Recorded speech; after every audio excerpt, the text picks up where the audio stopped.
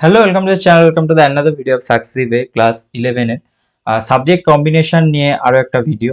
তো যারা এখনো অবধি সাবজেক্ট কম্বিনেশন চুজ করোনি তাদেরকে বলবো খুব তাড়াতাড়ি তোমরা সাবজেক্ট কম্বিনেশন চুজ করে নাও। তার কারণ হচ্ছে এরপরে কিন্তু টাইম কমে আসবে এবং তোমরা প্রাইভেট টিচার বা টিউটর যারা রাখতে চাইছো তাদের ক্ষেত্রে টাইম ম্যানেজমেন্ট একটু ইস্যু হয়ে যাবে।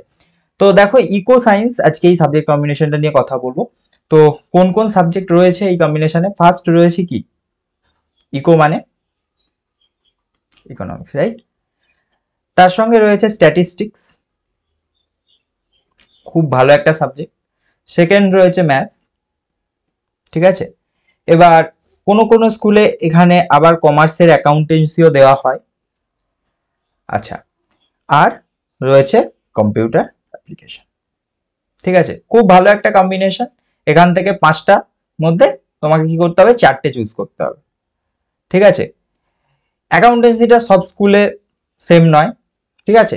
কোন স্কুলে ম্যাথমেটিক্স পাবে, কোন স্কুলে অ্যাকাউন্টেন্সি পাবে, কোন স্কুলে দুটোই পাবে।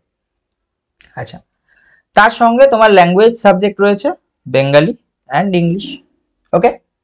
আচ্ছা, এখান থেকে স্কোপ বলতে কি কি করা যেতে পারে?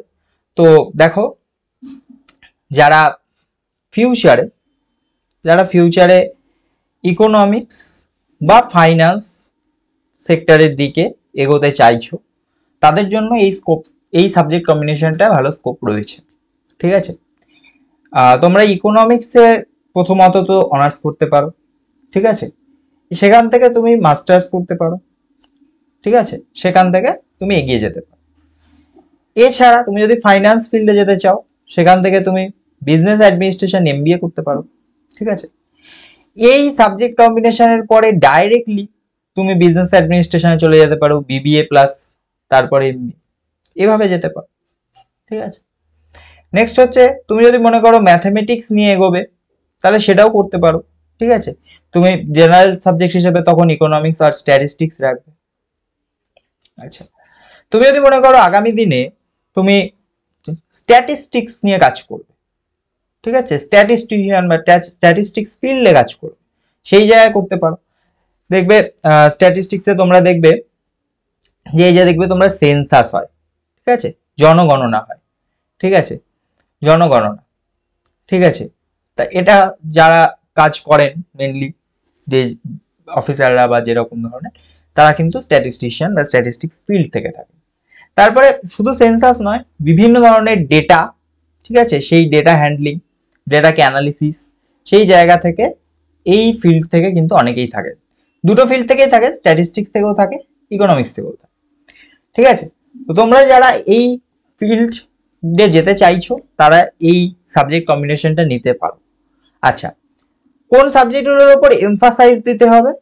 এমফাসাইজ তোমাকে ফার্স্ট ম্যাথসের উপর তো লাগবেই, কারণ তোমাকে টেকনিক শিখতে হবে। ম্যাথস থেকে তুমি টুলস অ্যান্ড টেকনিক শিখবে, ঠিক আছে, টুলস অ্যান্ড টেকনিক শিখবে। স্ট্যাটিস্টিক্স, স্ট্যাটিস্টিক্সে তুমি সেই টুলস অ্যান্ড টেকনিকগুলোকে ইউজ করে সেখান থেকে তুমি বিভিন্ন রেজাল্ট, ঠিক আছে, বা বিভিন্ন ডিফারেন্সিয়েশন সেগুলো করা শিখবে। এবং ইকোনমিক্সে তুমি কি শিখবে? ইকোনমিক্সে তুমি বেসিক লেভেল অফ ফাইন্যান্স বলতে পারো, বা to some extent money, little bit business. এবং এই যে জিনিসগুলো তুমি শিখবে সেগুলোকে কিভাবে এই জায়গায় কাজে লাগানো যায় সেইগুলো তুমি শিখতে পারবে, ঠিক আছে। এবার ক্লাস 11-12 যেটা রয়েছে সেটা আমি যে জিনিসগুলো বললাম সেটা তোমার বেসিক জিনিসগুলোই শেখানো হবে, বেসিক জিনিসগুলোকে শেখানো হবে।